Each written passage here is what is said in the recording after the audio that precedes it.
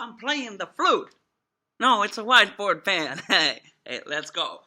Mistakes you make and how to correct them. This is a list of mistakes you can most commonly make as English language learners. How do they work and how do they happen and how to correct them? Because if we look at the example tests from Skolverket and Gothenburg University with the texts that are graded as A, they contain mistakes too. So you can make mistakes and still get an A. Nobody has to be perfect. So, you are practicing how to write better. With practice comes mistakes, so you learn. The focus on the last, and the main focus is how to write better sentences with clarity. The main mistakes you will make while practicing is turning them into run-on sentences. Sentences that are too long, too many clauses, too many conjunctions with commas that cause them to be never-ending. This is hard for the reader because it's bad. That's a run-on sentence. Full stop here. Or here.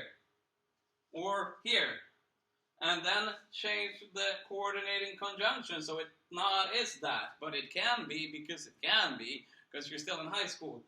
Too long sentences, very bad. Right now, some of you are writing too short sentences that are not complex and not interacting with each other in the text. That's no good either. You want to get a balance, right? Because that's what we're talking in the next one. The fact of the matter is that people make these mistakes no matter what. And if you do write complex sentences that are very good and stuff, you'd be ready for university English. There's no doubt about it. That was cool. Next one is fragmented sentences. Sentences that are missing things. They miss words that are essential to the meaning of the sentence. This is rather uncommon amongst you, but sometimes you do. For example, sometimes you're missing the subject. A fragment might have a verb, but no one doing the action. It might be the other way around too. So, went to the store last night. It misses the subject. So, I went to the store last night. It can be fragmented in many, many, many different ways. Alright? We can remove last, and then it misses something that causes it not to have the same information. I went to the store late night. Doesn't work. I went to the late last night. Doesn't work either. So, more or less, the most common thing, though, is missing a subject that you forgot to write about. And people do this all the time in their emails, even at work, in Swedish. And every time I see it, I'm just like, why? Didn't we go to school together? Or, I don't know. Next mistake, let's make SVA. Subject-verb agreement. Shortened and abbreviated by any good language teacher as SVA, because why use Swedish when we're explaining English? If a text comes back with the note SVA, you should know that English is a language where the verb agrees with the subject. What does it mean to agree? They have to share the same form. If the subject, the noun that performs the action, the predicate, the verb, is in plural, this changes the form of the verb. He, she, it does things. You, them, they do things. The verb in these are these. Do you see how they are different? Because these are the singular and these are in plural. Where do these mistakes often make? Where do you make them? When you make complex sentences that are confusing. And people, even native speakers, make these mistakes. Because writing more advanced things is tricky. Sometimes I see them in your text and I'm like, well, sometimes you do advanced sentences that sort of,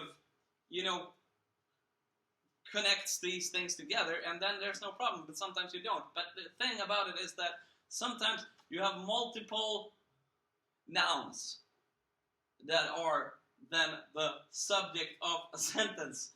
So, you have to identify the subject. And that's where it becomes sort of hard to do it. But practice, practice, practice. Sometimes you make these mistakes rather stupidly, I would say. Sorry for calling you that. But sometimes you make them while writing more advanced sentences. But sometimes it's just a sloppy mistake that you don't really know. But you need to practice this because this is the most common thing that a native speaker will notice in your writing and in your speaking, and they will judge you for it. Do you want to be judged? No, you don't. You want to be seeming smart. I hope so. Otherwise, what are we doing in school together? Playing Roblox? Going to the shoe store in Grand Theft Auto 5? Oh, no, shoot. Oh! Oopsies. Good. Next one is the tense mistakes. Are things in the past, present, or the future? Well, that's mistakes that you make. Sometimes you mix them up, and that causes problems. How do we write better with sticking to the same tense in the same sentence? Well, like these, you know.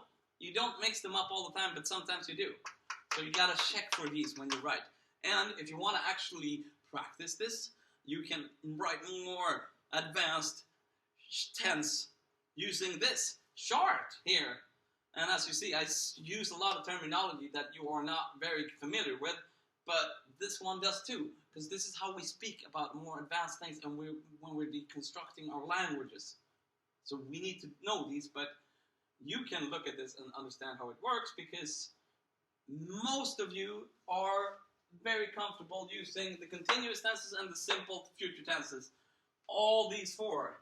When we're talking about the perfect tenses and the perfect continuous tenses, you do not really have them. You have them when you speak, but you don't really write them out when you write, because they can explain more advanced and complex ideas that we're trying to get through with our writing, because in the long run, our grammatical apparatus helps us to explain where we want to do things in the future or talk about the past, and that's what makes us better as human beings, because we can communicate advanced and complex topics. Like planning a task together, we need to talk about, you will do this, and then that will happen. Right. Understood? Because when we're talking about the past perfect tense, they had already finished their work in this subject, subject in this example. It becomes kind of harder to understand, but this is a more advanced construction. It uses auxiliary verbs to change what? When things happen in writing.